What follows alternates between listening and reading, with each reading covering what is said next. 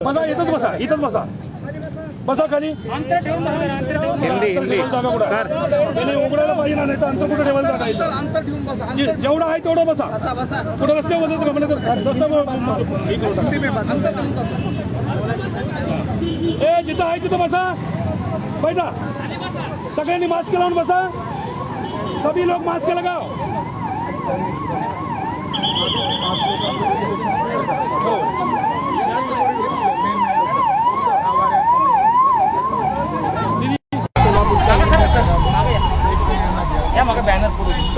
Sir या इकडे साथियो पुढे या. सर्वांनी पुढे या. सर्वांनी पुढे या. बसा बसून घ्या.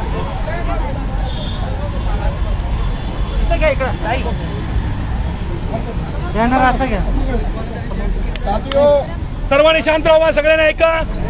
यहाँ पर हम लोग जो आए हैं ये डेक्कन कॉलेज है और डेक्कन कॉलेज की खासियत ये है कि जहाँ भी कोई पुरातत्वीय चीज मिलती है, चाहे वो किसी धर्म की हो, चाहे वो जमीन के ऊपर हो या मिट्टी के अंदर हो,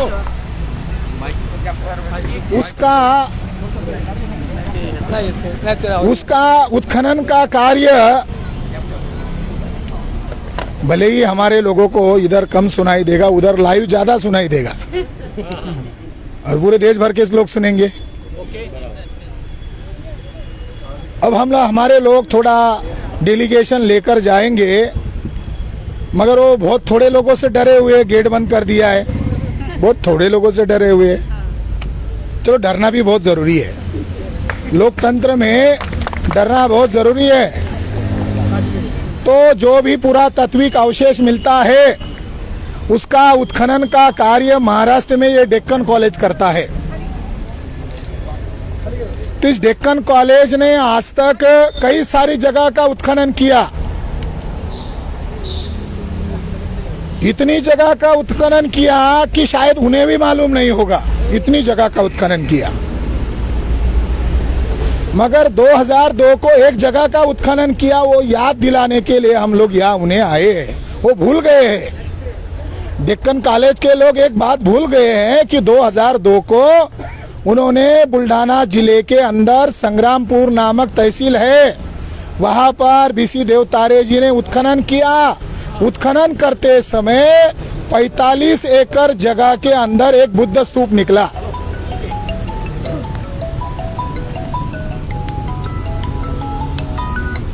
कितनी जगह पर? 45 एकड़ जगह के अंदर एक बहुत बड़ा बुद्ध स्तूप निकला. और उस बुद्ध स्तूप का उन्होंने जायजा लिया. थोड़ा और खोदा, बीचों बीच खोदा, तो उसके अंदर एक हंडी निकला. उसके अंदर एक धातु का पात्र मिला, हंडी मिला, और उसके अंदर हड्डी मिला. उसके अंदर अस्थियां मिली. उसके अंदर बड़े पैमाने पर कोयला मिला. तो ये किसका है?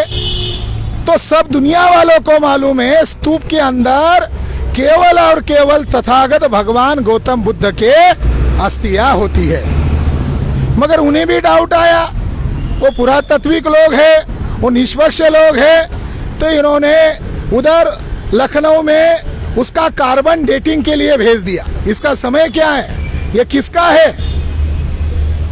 तो वो जो धातु निकला उसका पीरियड निकला आज से 2500 ऊपर 85 वर्ष. 2585 वर्ष. कल्पना करो. अंदर की धातु का समय निकला 2500 वर्ष पहले. 2500 वर्ष पहले कौन पैदा हुआ जिसकी उसके अंदर हड्डियां है? वो है भगवान बुद्ध. हो गए. और जो बर्तन है उसका भी उन्होंने डेटिंग निकाला, तो उसका पीरियड निकला 2500 वर्ष पहले.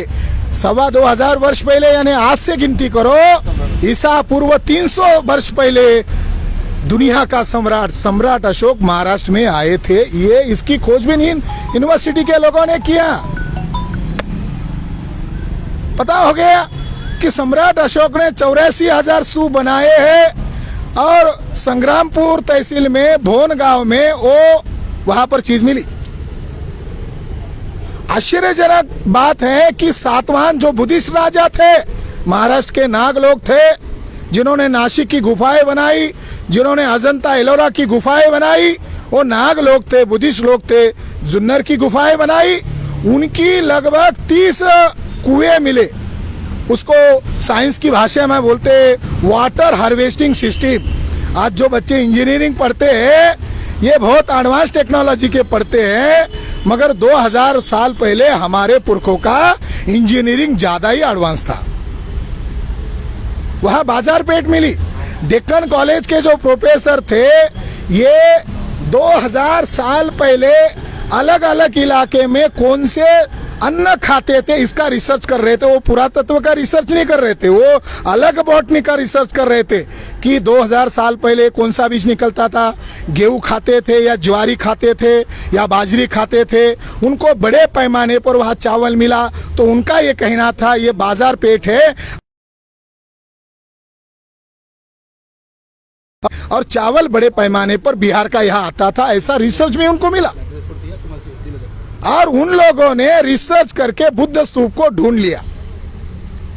ढूंढने के बाद क्या किया, देवतारे साहब को इसीलिए हम धन्यवाद देते हैं, वो ईमानदार आदमी है, ईमानदार प्रोफेसर है। इन्होंने इस बात को ध्यान में रखकर इंटरनेशनल मैगजीन में इस बात को एक छोटा सा रिसर्च पेपर बनाकर पब्लिश कर दिया। और वो क्या हो गया, दुनिया भर के लोगों को मालूम हो गया, भारत के लोगों को मालूम ही नहीं चला। अखबार वालों ने छापा नहीं, मीडिया वालों ने छापा नहीं। वो जो चीजें हैं वो यहाँ पर लाई गई हैं। और जब हमारा रिसर्च करने वाली टीम वहां उस गांव में गई, तो पता चला कि यहाँ के कुछ और लोग वहां गए और कहने लगे हमने जो चीजें लाई वो हमसे गायब हो गई है। हम क्यों मोर्चा निकाल रहे हैं? हमारे पुरखों का अस्थि का कलश तुम लेकर आ गए और तुम कह रहे हो, ये बताया नहीं किसी को। तो डेक्कन कॉलेज के ऊपर हम एफआईआर दर्ज करने वाले, ये तो मोर्चा है आज, ये केवल मोर्चा है आज। ये पूरे देश भर में इसको लाइव कर रहे हैं। तो ये जो मोर्चा है, तथागत भगवान बुद्ध के अस्थि कलश यहाँ पर लाया उन्होंने, किसी को बताया नहीं। 2002 में मिला, 2004 में और उत्खनन किया, 2006 में और उत्खनन किया और 2007 साल आ गया। ब्राह्मणों को लगा, महाराष्ट्र के ब्राह्मणों को लगा, डेक्कन के ब्राह्मणों को लगा। तो डेक्कन के ब्राह्मण केंद्र में जो बैठे हुए ब्राह्मण के रिश्तेदार है। हमारा तो कोई रिश्तेदार नहीं है, हमारा तो कोई रिश्तेदार नहीं। ब्राह्मण तो हमारा रिश्तेदार ही नहीं है, ब्राह्मण तो हमारा दुश्मन है, हमारा तो रिश्तेदार नहीं हो। तो हमारे दुश्मन ने क्या किया, बहुजन समाज के दुश्मन ने क्या किया, एएसआई के लोगों को बताया, यहाँ के ब्राह्मणों ने वहां के ब्राह्मणों को बताया, अरे सम्राट अशोक महाराष्ट्र में आए थे, ये अगर अंबेडकरवादी को पता चल गया, ये कुंभी को पता चल गया, ये मराठा को पता चल गया, ये ओबीसी को पता चल गया, तो फिर भारत में आग लग जाएगी, ब्राह्मणवाद को आग लग जाएगी। तो इन लोगों ने उन ब्राह्मणों को इशारा दिया और 2007 में केंद्र में कांग्रेस की सरकार थी। कांग्रेस के लोग बहुत महान हैं। कितने महान हैं, कितने महान है कांग्रेस के लोग कि कांग्रेस ने आरएसएस नामक बच्चा पैदा किया 1925 में। बताते भी नहीं है आरएसएस हमारा बच्चा है। कितने महान है कांग्रेस के लोग हैं, वो बताओ, नहीं बताते हो। अरे जायज हो या नाजायज हो तो बताओ तो सही। शायद नाजायज हो इसीलिए नहीं बता रहे हो, शायद। डॉक्टर बाबा साहब अम्बेडकर। एक कांग्रेस के ब्राह्मण और बीजेपी के ब्राह्मणों ने मिलकर गेम किया, अंतरराष्ट्रीय षड्यंत्र किया, राष्ट्रद्रोह का काम किया। राष्ट्रद्रोह का काम करने का मतलब जानते हो? भारत का सिंबल सम्राट अशोक का सिंबल है, पुलिस की छाती पर सम्राट अशोक का सिंबल है, सुप्रीम कोर्ट का जज सिंबल मारता है अशोक का है? वो सम्राट अशोक की विरासत मिली। उन्होंने आर्कोलॉजिकल सर्वे ऑफ इंडिया, पुरातत्व, भारतीय पुरातत्व विभाग ने इरिगेशन डिपार्टमेंट को, यानी पाट बांधारे विभाग को नो ऑब्जेक्शन सर्टिफिकेट दिया। जहां पर वो स्तूप मिला, आज वहां पर डैम बनाने का काम ये नालायक लोग कर रहे हैं। ये नालायक लोग कर रहे हैं। ये इस देव तारे साहब अकेले ईमानदार है, मगर ब्राह्मणों के सामने उनकी कुछ नहीं चली।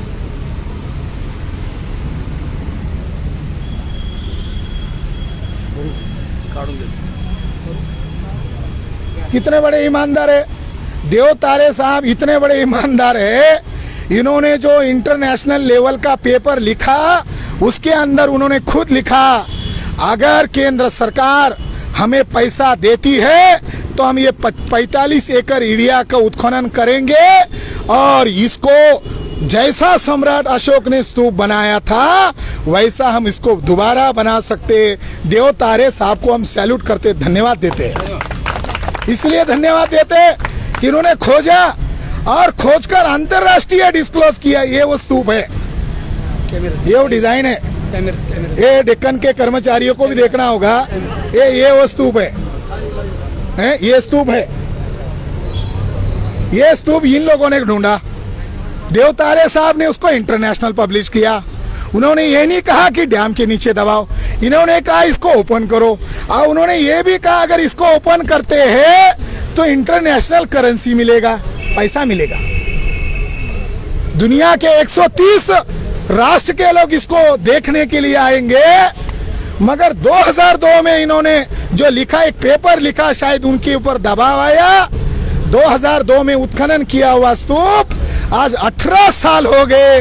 इन्होंने क्या ढूंढा, इसका कोई गैजेटेड रिपोर्ट प्रकाशित नहीं किया है। क्यों आए हम यहाँ लोग? यहाँ आने का मतलब क्या है? पुलिस वाले भी हमको पूछ रहे हैं, अरे आपको एएसआई के कार्यालय पर जाना चाहिए, आप लोग इधर डेक्कन कॉलेज पर क्यों आ रहे हैं? तो उन महोदय को कहा, वो सारा लिखित में हमने ज्ञापन में लिखा है, आपको एडवांस में दे देते हैं। वो कौन सा ज्ञापन है, पढ़ लो। अगर नहीं है तो वहां आ जाओ, वहां हम आपका भी प्रबोधन करेंगे। हम तो हमारे लोगों का कर ही रहे। तो भगवान गौतम बुद्ध की अस्थियां कहां पर डेक्कन कॉलेज ने छुपाई है, इसका जवाब पूछने के लिए हम लोग यहाँ पर आए हैं। बेवजह नहीं है, बेवजह नहीं है, पागल नहीं हो गए हम लोग, वजह के साथ आए। तो हमारा एक डेलीगेशन वहां जाएगा। जोशी है इसके वाइस चांसलर, जोशी है, तो जोशी है, अधिकारी है, अधिकारी है। हम अधिकारी के हैसियत से उन्हें पूछने जाएंगे, वो हमें अस्थि कलश देखने दो। कहाँ है वो, देखने दो, है या नहीं है बताओ। अभी भी समय है, क्योंकि हमें एफआईआर करने जाना है। अच्छा हुआ पुलिस आ गए, हमारे एफआईआर दर्ज कर ले। अच्छा है, कर ले, हमारा एफआईआर दर्ज कर लो, क्योंकि ये बहुत बड़ी बात है। केवल पुणे के अंदर ये मोर्चा नहीं हो रहा है, हमें मालूम है महामारी चल रही है। महामारी से डेंजर चीज है ब्राह्मणवाद, बहुत डेंजर है ब्राह्मणवाद। यहाँ पर एक केओस है 25 किलोमीटर अंतर पर। मुझे यहाँ के साथियों ने एक बहुत आश्चर्यकारक जानकारी बताई, वो जानकारी मैं आप लोगों को बताना चाहता हूँ। वो जानकारी है कि पुणे से बहुत ही नज़दीक पर एक बुद्धिस्ट केव्स है, जहाँ पर संत तुकाराम महाराज जाते थे। और उस जगह पर उन लोगों ने क्या किया, वाघरेश्वर, हाँ, वाघरेश्वर नामक केव्स है। सरकार के पास सारी यंत्रणा है, खुफिया विभाग है, पुलिस है, सीआईडी है, जुडिशरी है, मीडिया है। क्या कर रहा है? लॉकडाउन में वाघरेश्वर जो 25 किलोमीटर अंतर पर केव्स है, वहां पर ब्राह्मणों ने ब्राह्मणवादी प्रतीक बिठाया। अभी हफ्ता भर हो गया, षड्यंत्र, लॉकडाउन का सहारा, लॉकडाउन के सहारे में हिजड़ों का काम कर रहे हैं लोग। इनको तो शूरवीर की तरह, इनका तो कुछ है ही नहीं ब्राह्मणों का। ये गद्दार लोग हैं। यहां आने की वजह है हमें हमारे बाप जादा का वो अस्थि कलश देखना है, इसके लिए हम यहाँ आए। हम उन्हें ज्ञापन देकर आएंगे, उन्हें विनती करेंगे। वो अधिकारी है, किसी जाति धर्म के हो, वो लोकतांत्रिक संस्था के पदाधिकारी है, हम उनसे विनती करेंगे। तो सम्राट अशोक के स्तूप को नष्ट किया जा रहा है और साल भर के अंदर वो सारा एरिया पानी के अंदर जाने वाला है। तो इसके लिए हम डेक्कन कॉलेज को भी दोषी क्यों मान रहे कि तुमने उत्खनन तो कर दिया, मगर उसका रिपोर्ट क्यों नहीं प्रकाशित किया, गैजेटेड रिपोर्ट प्रकाशित क्यों नहीं किया? आपको किसका डर है? तो आपको पुणे के ब्राह्मणों का डर है, आपको मोहन भागवत का डर है। तो संविधान में ये नहीं लिखा कि देश का संविधान मोहन भागवत के कहने पर चलेगा, देश का संविधान हमारे बाप के कहने पर चलेगा। हमको पता है ये संविधान जो है हमारे हित के लिए, हमारी धरोहर है, मगर वो कानून को नहीं मान रहे। एक बात। दूसरी महत्वपूर्ण बात, आज ही नागपुर में 2000 लोगों का मोर्चा निकल पड़ा है संविधान चौक से। तो भुवन स्तूप को बचाने के लिए पवनी स्तूप भंडारा में धोखे में है। ये जो आपको मालूम है, भाजपा के आमदार खासदार लोग 2500 साल पुराना जो बुद्ध स्तूप है पवनी भंडारा में, उसको जेसीबी लगाकर तोड़ रहे हैं। शर्म की बात है। नागपुर जो आर्कोलॉजिकल डिपार्टमेंट है, ये सेंटर का ब्रिटिश काल का सबसे एक्सपर्ट डिपार्टमेंट है। अयोध्या में जब विवाद चला तो नागपुर के आर्कोलॉजिकल डिपार्टमेंट में 2003 में अयोध्या में जाकर उत्खनन किया। ये इतना बड़ा एक्सपर्ट मानते हैं नागपुर के लोगों को, एएसआई के डिपार्टमेंट को। पौनी का स्तूप धोखे में है, जेसीबी लगाकर तोड़ रहे हैं। 1992 में 2 वॉल्यूम प्रकाशित हुए। नागपुर के पास कुही नामक तहसील में, नागपुर के पास कुही नामक तहसील है 30 किलोमीटर अंतर पर, वहां पर एक जनपद मिला। आप लोग सुने होंगे कि बुद्धा के समय में, अशोका के समय में 16 जनपद नगर थे, जनपद थे। जन शब्द से गण बना, गण जो शब्द रिपब्लिक, ये जन शब्द से गण बना, गणपद, जनपद। तो वहां एक नगर मिला 2500 साल पुराना, उस नगर का नाम है असित नगर, असित जनपद। आज उस गांव का नाम है अड़म। नाम बदल गया, समय बदल गया, शब्द बदल गए, मगर उसका ओरिजिनल शब्द है असित नगर, असित जनपद। आज उसका नाम है अड़म।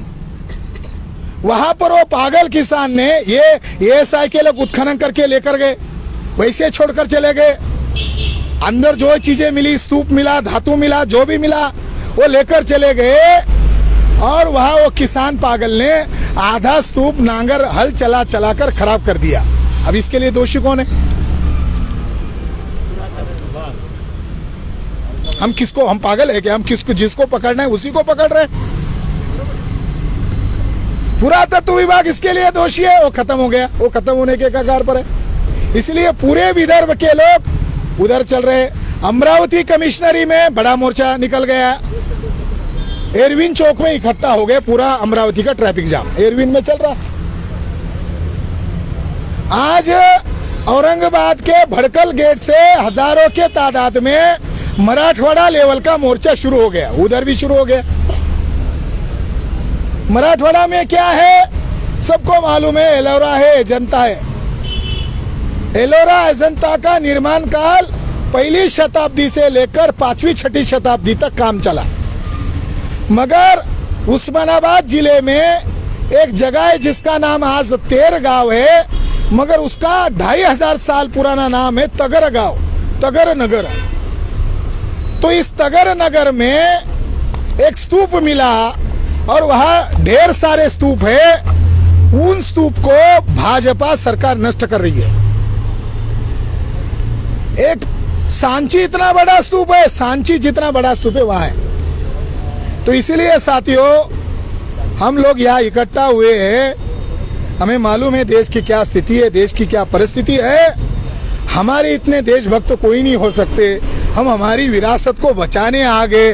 हमारे इतना बड़ा कोई देशभक्त हो सकता है क्या? ये तो देशद्रोही है। भाजपा सरकार देशद्रोही है। और ये डेक्कन कॉलेज आरएसएस का कार्यालय है। आपको मालूम है, जानकारी दे रहा हूं, ये आरएसएस का कार्यालय बन गया है। वो कैसे कार्यालय बन गया बता देता हूं। 2013 में हरियाणा स्टेट में हिसार नामक जिले में एक खेती में पुराने अवशेष मिले और इसकी खोजबीन करने के लिए डेक्कन कॉलेज के लोग काम पर लग गए।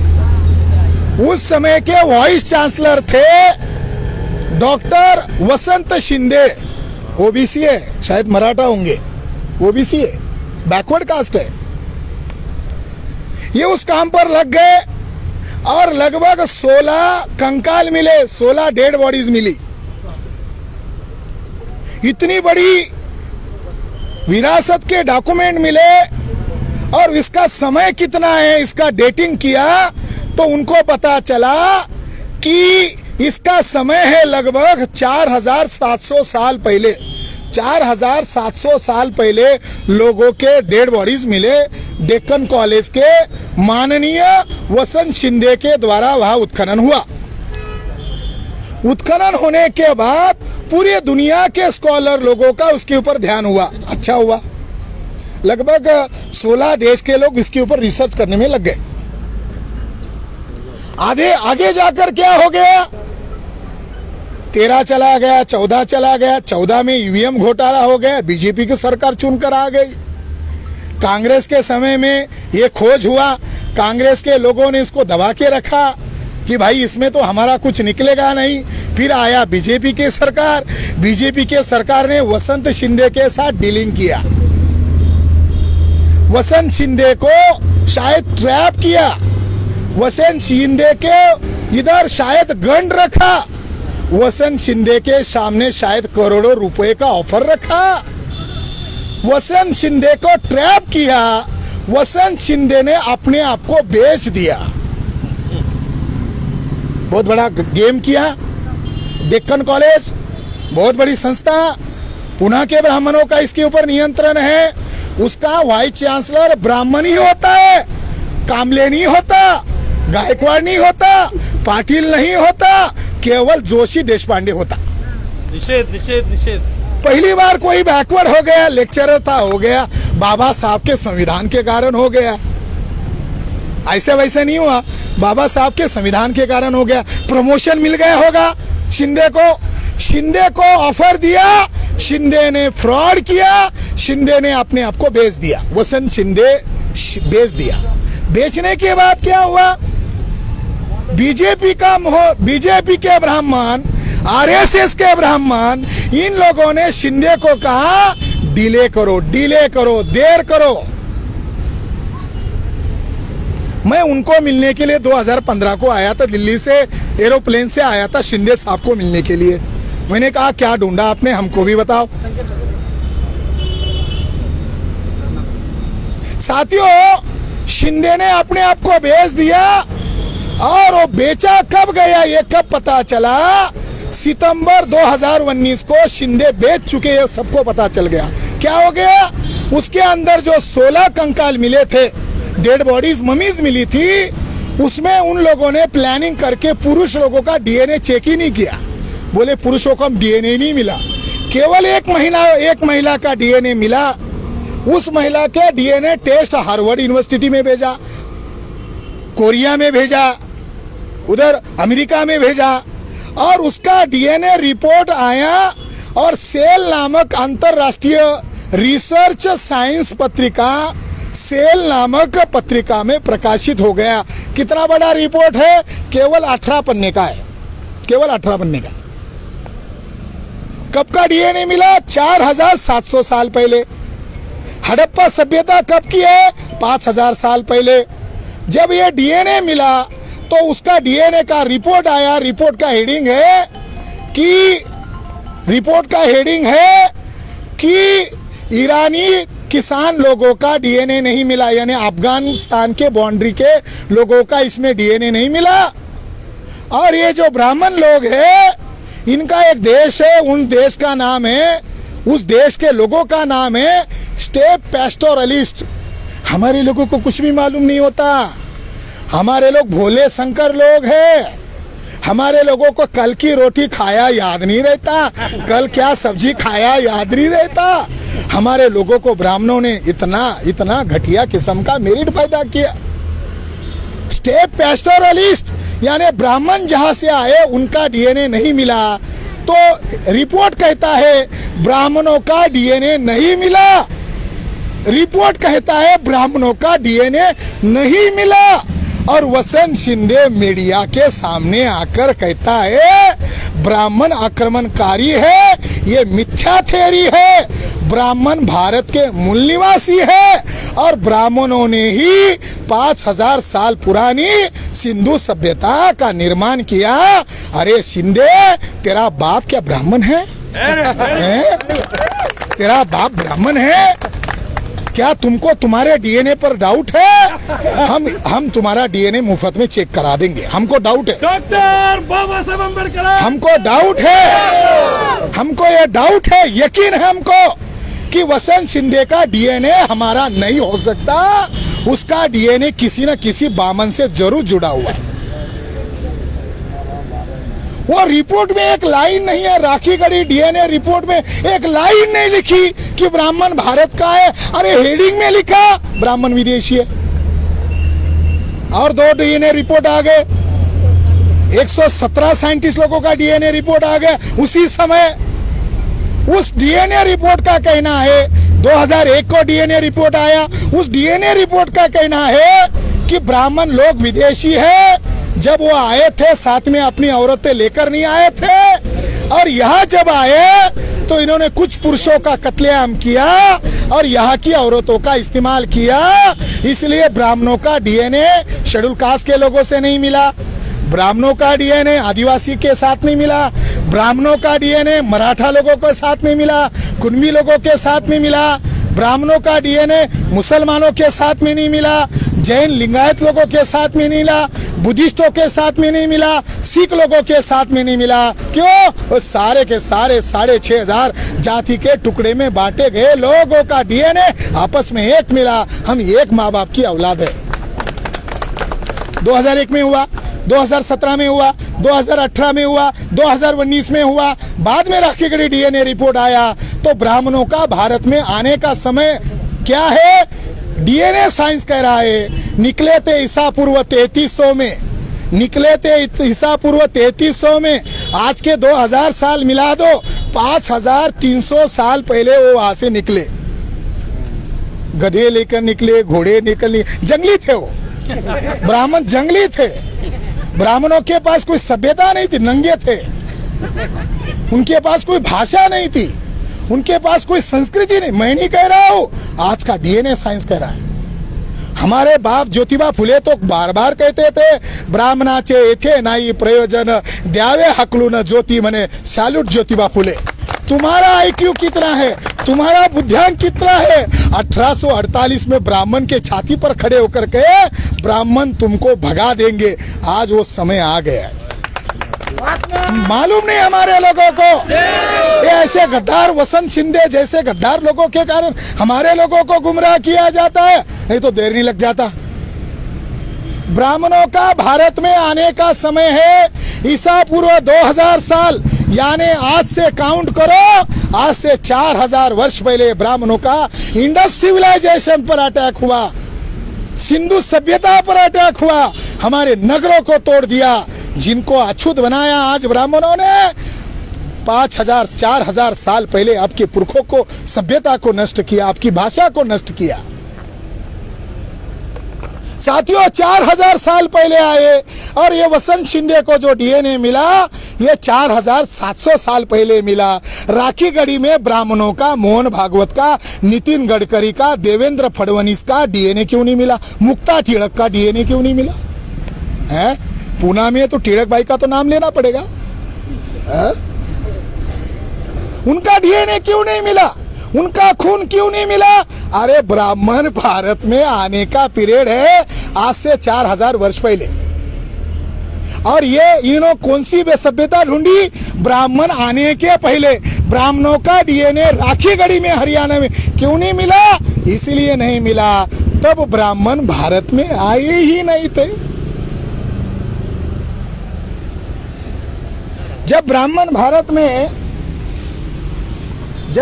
भारत में आए ही नहीं थे तो हमको लगा ये हमको मालूम होने से क्या पता चलेगा, ये तो सबको मालूम होना चाहिए। तो ये हमने 300 पन्ने का किताब लिखा, ये 300 पन्ने का किताब लिखा, और इसका किताब लिखा विदेशी ब्राह्मणों की मातृभूमि यूरेशिया। ये किताब लिखा विदेशी ब्राह्मणों की मातृभूमि यूरेशिया। अगर भागवत को मिर्ची लगने दो, अगर गडकरी को मिर्ची लगने दो। भारत का संविधान का राज चल रहा है, वो किसी भी कोर्ट में जाकर एफआईआर दर्ज करे, हमारे खिलाफ एफआईआर दर्ज करे, हम कोर्ट में जाएंगे और कोर्ट में सबूत लेके जाएंगे। मोहन भागवत का भी खून निकालेंगे 2 बूंद, हमारा भी खून निकालेंगे, और जज साहब को कहेंगे डीएनए के आधार पर फैसला सुनाओ। चाहे वो जज ब्राह्मण ही क्यों ना हो, जज को संविधान के मुताबिक न्याय देना पड़ेगा। ये किताब हमने पब्लिश कर दिया। जब वसंत शिंदे ने झूठ बोला, वसंत शिंदे आज भी झूठ बोल रहा है, वसंत शिंदे ने भ्रष्टाचार किया, वसंत शिंदे ने गबन किया, और इसके बदले में उसको डायरेक्टर जनरल बनाया यहाँ का आदमी जिसको कुत्ता नहीं पूछता था, यहाँ का डेक्कन कॉलेज का प्रोफेसर जिसको इस परिसर के अलावा कोई कुत्ता नहीं पूछता था, इसको आज गुजरात में गांधीनगर में समुद्री विभाग का डायरेक्टर जनरल बनाया। ये औकात वसंत शिंदे की कहां से आ गई? ये तो खाली लेक्चरर था इस डेक्कन कॉलेज का, बाबा साहब की संविधान के कारण प्रमोशन पर गया, वाइस चांसलर हो गया, और ब्राह्मणों के लिए अपना दिमाग खर्चा कर रहा है। इसने झूठ प्रचार किया, इसने गलत प्रचार किया, ब्राह्मण मूल निवासी है ऐसा झूठ प्रचार कर रहा है। इसलिए वसंत शिंदे को हम लोगों ने सितंबर महीने में क्रिमिनल नोटिस भेजा। कहां पर लिखा है? राखीगढ़ी डीएनए रिपोर्ट में ब्राह्मण मूल निवासी है, जरा सबूत लेके आओ। अगर नहीं लेकर आए तो तुमको सुप्रीम कोर्ट में घसीटेंगे। उसको घसीटने वाले उसको। तो यहां आने की वजह भी है, एक वजह है हमारा महापुरुष की विरासत को डेक्कन कॉलेज चोरी छुपे कहीं तो भी छुपा के रखा है, हो सकता है खत्म किया है, हो सका है बेच दिया है, उसका हमें ढूंढना, हम उसके वारिस है, सम्राट अशोक के हम लोग वारिस है, इसकी ढूंढना जिम्मेदारी हमारी है। दूसरी बात, अभी लॉकडाउन चल रहा है, पुलिस वाले कह रहे हैं लॉकडाउन में मत आओ। चलो सही है, सबके लिए कानून सही है, हमारे लिए कानून सही है, आरएसएस वाले के लिए भी कानून होना चाहिए। 10-15 दिन पहले पूना के अंदर 10-15 दिन पहले पूना के अंदर एक किताब का प्रकाशन हुआ। सारे आरएसएस के चोटी वाले ब्राह्मण आ गए, और वहां पर जो कार्यक्रम हुआ, जो किताब प्रकाशित हुआ, ये किताब प्रकाशित किया। इस किताब का नाम है अजेय भारत। आए हैं तो थोड़ा डेक्कन वालों को, जोशी साहब शिंदे साहब के दोस्त होंगे, हम यहाँ क्यों बैठे हैं? जोशी साहब को संदेश जाना चाहिए, वसंत शिंदे को बहुत लताड़ा। शिंदे साहब अब तुम्हारी खैर नहीं, तुम गुजरात में ही रहो, महाराष्ट्र में पुणे में मत आओ। ये किताब का प्रकाशन किया। इस किताब का पब्लिकेशन है कॉन्टिनेंटल प्रकाशन, पुणे सदाशिवपेट में विकृत ब्राह्मण रहते हैं, उसमें ये ब्राह्मण है। इन्होंने एक किताब को प्रकाशित किया। इस किताब का नाम है अजेय भारत। 5वीं सदी से 12वीं शतक तक भारतीय इतिहास का देदीप्यमान कालखंड लिखने वाली औरत है सुधा रिजवुड। ये इंजीनियर औरत है, ये कोई आर्कोलॉजिस्ट नहीं है, कोई इतिहासकार नहीं है। ब्राह्मण औरतों का डीएनए विदेशी थोड़ी है, वो तो हमारा है, मगर गद्दार निकला। उस औरत ने किताब लिखा, लगभग 500 550 पन्ने का किताब लिखा, और लॉकडाउन में पुणे के अंदर मोहन भागवत के हाथ से इसका प्रकाशन किया गया। वो किताब का अध्यक्ष जो था, किताब का विमोचन का जो कार्यक्रम हुआ, उसका अध्यक्ष ये नालायक वसंत शिंदे था। वसंत शिंदे बस आरएसएस की चड्डी में देखना बाकी है, वो आरएसएस का ही काम कर रहे हैं। हमारा आदमी है, नालायक हुआ तो क्या हुआ, हमारा है। वसंत शिंदे अध्यक्ष थे, स्पीच करने वाला मोहन भागवत था, और पुणे के पुलिस वाले उसका प्रोटेक्शन कर रहे थे। लॉकडाउन है भाई, कोविड-19 है, और वहां पर उसने जो भाषण दिया शिंदे ने और मोहन भागवत ने, मोहन भागवत को हम विद्वान मानते थे, ब्राह्मण जाति को अपने आप को गर्व है पंडित कहने का। मोहन भागवत ने वहां स्पीच में कहा, हम 5वीं सदी में हिंदू थे और हिंदू राष्ट्र का निर्माण 5वीं सदी में हो गया था। अरे बुड़बक गधा पंडित भागवत, तुमको कहा विद्वान माना जाए?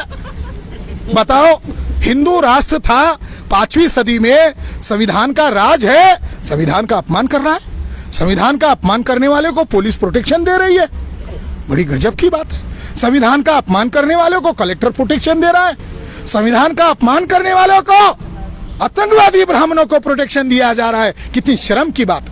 क्या कहा? हिंदू था, हिंदू राष्ट्र था। अबे गधे मोहन भागवत, अगर हिंदू राष्ट्र था तो ऋग्वेद में हिंदू शब्द क्यों नहीं है? चलो 5वीं सदी अभी अभी आ गई। अगर हिंदू राष्ट्र था, ऋग्वेद में हिंदू शब्द क्यों नहीं है? चलो तुझे पुरस्कार देंगे, नहीं तो अभी पुरस्कार देते गधा नंबर 1। जब तक नहीं बताएगा मोहन भागवत कहने की बजाय मोहन गधा, मोहन गधा, तो मोहन गधे को हमने पूछा। अब हम ये लाइव चल रहा है, देश भर में सुन रहे, अलग अलग जगह पर चल रहा है, ये भागवत के कारण ही हम सड़क पर आ गए। ऋग्वेद में हिंदू शब्द नहीं है, रामायण में हिंदू शब्द नहीं है, महाभारत में हिंदू शब्द नहीं है, शिव पुराण में हिंदू शब्द नहीं है, हमारे देहू गांव के तुकाराम महाराज, इनकी गाथा में हिंदू शब्द नहीं है, हैं? हमारे बाप है वो तुकाराम महाराज, उनकी गाथा में हिंदू शब्द नहीं है। अरे हिंदू शब्द आया कब? हिंदू शब्द आया 12वीं शताब्दी में। किसकी भाषा का शब्द? मुगलों की भाषा का। मुगल विदेशी थे, ब्राह्मण विदेशी है। विदेशी ब्राह्मणों ने मुगलों का शब्द आज इस्तेमाल करना शुरू किया। अरे अपने बाप की औलाद हो तो अपना शब्द का इस्तेमाल करो, अपने धर्म को विदेशी शब्द से नवाजते हो। हिंदू का मतलब काला, हिंदू का मतलब चोर, हिंदू का मतलब डाकू, हिंदू का मतलब नाजायज। हमारे बैकवर्ड कास्ट को मालूम नहीं है, ये भारतीय भाषा का शब्द नहीं है, मराठी भाषा का शब्द नहीं है, हिंदी भाषा का शब्द नहीं है, मोहन भागवत की संस्कृत भाषा का शब्द नहीं है। ब्राह्मण हिंदू शब्द का इस्तेमाल कर रहा है, राष्ट्रद्रोह कर रहा है। भारत के संविधान में हिंदू राष्ट्र नहीं लिखा, भारत के संविधान में लिखा इंडिया दैट इज भारत। अरे इंडिया दैट इज भारत। अरे मोहन भागवत संविधान के खिलाफ बोल रहा है, क्यों बोल रहा है? मोहन भागवत का ये देश ही नहीं है, हमें उससे हमदर्दी होने की कोई वजह नहीं। German bakery bomb blast Pune के अंदर आरएसएस के ब्राह्मणों ने किया। मालेगांव का बम ब्लास्ट आरएसएस के ब्राह्मणों ने किया। भीमा कोरेगांव का फसाद आरएसएस के ब्राह्मणों ने किया। भारत में 21 जगह पर बम ब्लास्ट आरएसएस के ब्राह्मणों ने किया। बुद्ध गया में बम ब्लास्ट आरएसएस के ब्राह्मणों ने किया। देश भर में बम ब्लास्ट किया। जिसने बम ब्लास्ट किया वो स्वामी असीमानंद, ब्राह्मण बहुत चालाक है, बुरा काम करते, झूठ नाम धारण करते, नाम रखा असीमानंद। देश भर में बम होगा तो ब्राह्मण को थोड़ा खुशी थोड़ी होगा, असीमानंद होगा तो असीमानंद लगा दिया। असीमानंद, जिसकी कोई सीमा नहीं है, उसका नाम है ब्राह्मण बेनट चैटर्जी। यहां पुणे का ब्राह्मण लेफ्टिनेंट कर्नल प्रसाद पुरोहित, मध्य प्रदेश की ब्राह्मण प्रज्ञा ठाकुर, आरएसएस का प्रचारक सुनील जोशी, उत्तर प्रदेश का ब्राह्मण रमेश उपाध्याय, ऐसे आरएसएस के लोगों ने बम ब्लास्ट किए। अजमेर शरीफ में जो बम ब्लास्ट हुआ उसमें आरएसएस के 3 लोगों को दोषी माना कोर्ट ने। अब हम छाती ठोक कर कह सकते हैं आरएसएस आतंकवादी संगठन है, कोर्ट ने मान्य किया। अब हमें मानने की जरूरत है? तो मोहन भागवत आतंकवादी है, यहाँ पर आया और ये जो किताब प्रकाशित किया, इस किताब में ये रिजबूड नामक, जिसको बूढ़ नहीं है, जिसको कोई पेंदा नहीं है, इस रिजबूड मैडम ने वसंत शिंदे का हवाला देकर कहा ब्राह्मण लोग कोई विदेश से नहीं आए हैं, ब्राह्मण भारत के ही मूल निवासी है। ऐसा झूठ प्रचार करने के लिए ये किताब लिखा। लॉकडाउन में मोहन भागवत क्यों आया पुणे में? झूठ प्रचार करने के लिए आया। वसंत शिंदे नालायक है, वसंत शिंदे आरएसएस का आदमी है, मोहन भागवत के साथ स्टेज शेयर कर रहा है।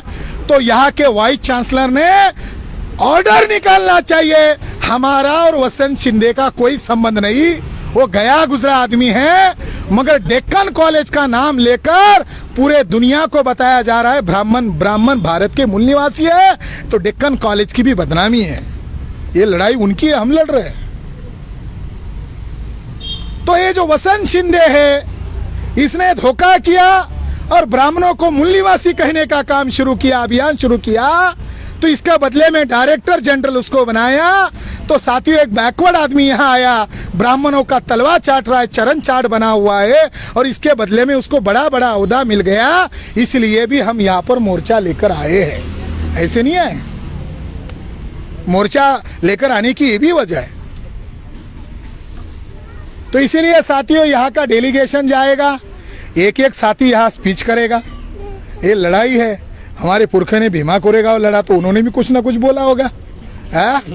हम नाग लोग हैं, मौत को चुनो या उनको चुनो, उनके गले को चुनो। तो आप यहाँ सब्र रखो, हम लोग अंदर जाएंगे, हमारे 5-6 लोगों का डेलीगेशन जाएगा। हमारे पुलिस भाई है, वो हमको सहयोग कर रहे हैं, हम उनको सहयोग करेंगे, क्योंकि हम भी संविधान मानते हैं, वो भी संविधान मानते हैं। हम ज़्यादा देशभक्त हैं, हम ज़्यादा मानते हैं। या बैठो, कोई आपको ऑर्डर करेगा नहीं, ना पुलिस वाला आपको ऑर्डर करेगा और ना ही आपको पुलिस वाले का ऑर्डर फॉलो करना है। क्यों? क्योंकि आप अनुशासित लोग हो, आप एक मकसद के लिए आए हो। मकसद हमारा है, पुलिस का नहीं है। पुलिस उनका काम करे, हम हमारा काम करेंगे। वो भी संविधान से बंधे, हम भी संविधान से बंधे। हम लोग संविधान के दायरे में आकर आ गए। तो हम यहाँ जोशी साहब को मिलेंगे और जोशी साहब से ज़रा पूछताछ करके आएंगे। तब तक आप यही बैठे रहो, और हम उनको जवाब देकर आएंगे। वैसे जोशी साहब को यहाँ आना चाहिए था, क्योंकि उसमें कमीपन तो कुछ नहीं है। वो एसी के हॉल में बैठे, हम सड़क पर बैठे, ये तो नाइंसाफी है। जरा देखो दावरे सर, जोशी साहब को ही बाहर बुलाओ, हम सबको मिलना चाहते हैं, क्योंकि हमारा डेलीगेशन वो अंदर जाने नहीं दे रहे। तो जोशी साहब अगर यहाँ आ गए अच्छा हो जाएगा। नहीं, जोशी साहब को बाहर बुलाओ, चाहे वो अंदर खड़े होकर निवेदन ले, चाहे उनको हमसे डर लग रहा है, लगने दो, हम भी इंसान हैं, वो अंदर खड़ा होंगे। दावारे सर, आप यहाँ कार्यक्रम शुरू करो।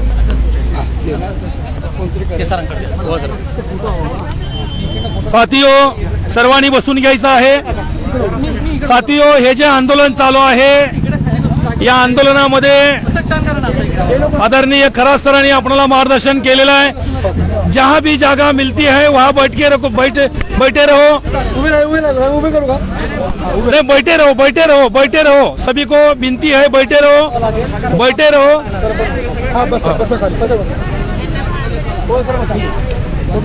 सभी को विनती है, आप बैठे रहो। साथियों,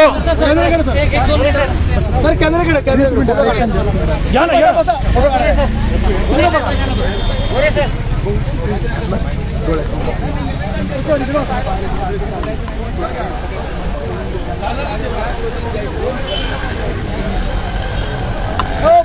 बघा समोर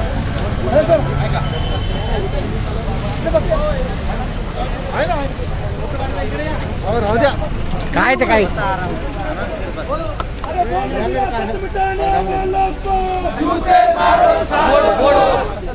बोर्ड फक्त वरती घ्या ना जरा बोर्ड वरती घ्या ना बोर्ड विरासत मिटाने वालों को विरासत मिटाने वालों को और ये सरकार वो सरकार और ये सरकार वो सरकार विरासत मिटाने वालों को जूते मारो सालों को सबसे बड़े आतंकवादी ब्राह्मणवादी सबसे बड़े जातिवादी ब्राह्मणवादी सबसे बड़े दहशतवादी ब्राह्मणवादी सबसे बड़े नक्सलवादी ब्राह्मणवादी एक बड़ा दोन धिक्कार असो तुम्ही तो वसंत शिंदेचा धिक्कार असो धिक्कार असो वसंत शिंदेचा धिक्कार असो धिक्कार असो वसंत शिंदेचा धिक्कार असो धिक्कार असो वसंत शिंदेचा धिक्कार असो वसंत शिंदे अरे होश में आओ वसंत शिंदे होश में आओ वसंत शिंदे होश में आओ वसंत शिंदे होश में आओ धिक्कार असो वसंत शिंदेचा धिक्कार असो वसंत शिंदेचा धिक्कार असो एक बड़ा दोन वसंत शिंदे बाहर खाओ वसंत शिंदे बाहर खाओ वसंत शिंदे बाहर खाओ वसंत शिंदे बाहर खाओ वसंत शिंदे बाहर खाओ वसंत शिंदे बाहर खाओ सबसे बड़े जातिवादी ब्राह्मणवादी सबसे बड़े नक्सलवादी ब्राह्मणवादी सबसे बड़े दहशतवादी ब्राह्मणवादी सबसे बड़े आतंकवादी ब्राह्मणवादी क्या किया देश का सत्यानाश किया देश का सत्यानाश किया चले जाओ विदेशी ब्राह्मण चले जाओ विदेशी ब्राह्मण चले जाओ विदेशी ब्राह्मण चले जाओ विदेशी ब्राह्मण चले जाओ सबसे बड़े आतंकवादी ब्राह्मणवादी सबसे बड़े जातिवादी ब्राह्मणवादी सबसे बड़े जातिवादी ब्राह्मणवादी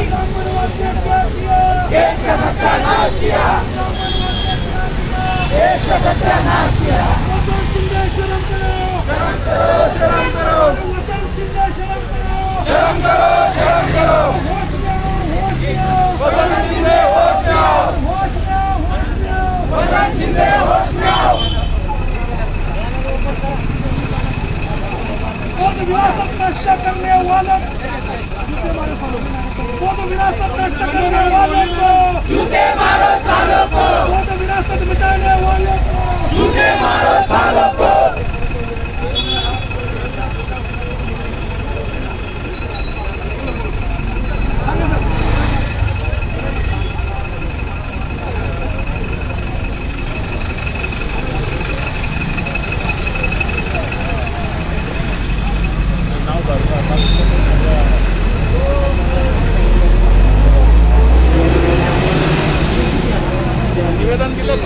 अरे काय देतोय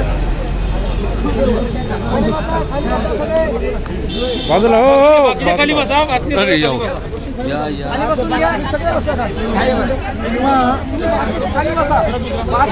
खाली बसा बाकीचे सगळे खाली बसा जे मेन आहेत बाकीचे खाली बसा गर्दी करू नका गर्दी करू नका साईडला थोडंसं सगळे बसून घ्या सगळे बसून घ्या खाली. लोणे मॅडम या दोन लोक तुम्ही दोघे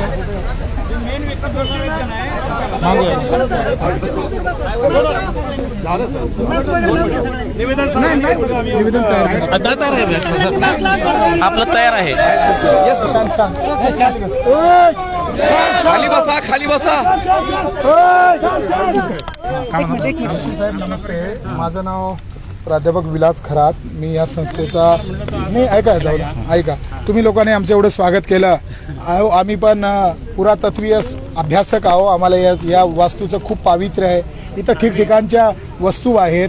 आम्ही अगदी शिस्तीने तुम्हाला निवेदन द्यायला आलो. हरकत नाही, हे स्वागत झालं आहे, निवेदन देतो. पण आम्हाला आमचं काही म्हणणं मांडायचं आहे. पहिला मुद्दा, सन 2002ला आपले माननीय BC देवतारे यांच्याद्वारे भोन गावामध्ये उत्खनन करण्यात आलं, बुलढाण्यामध्ये संग्रामपूर तालुक्यामध्ये.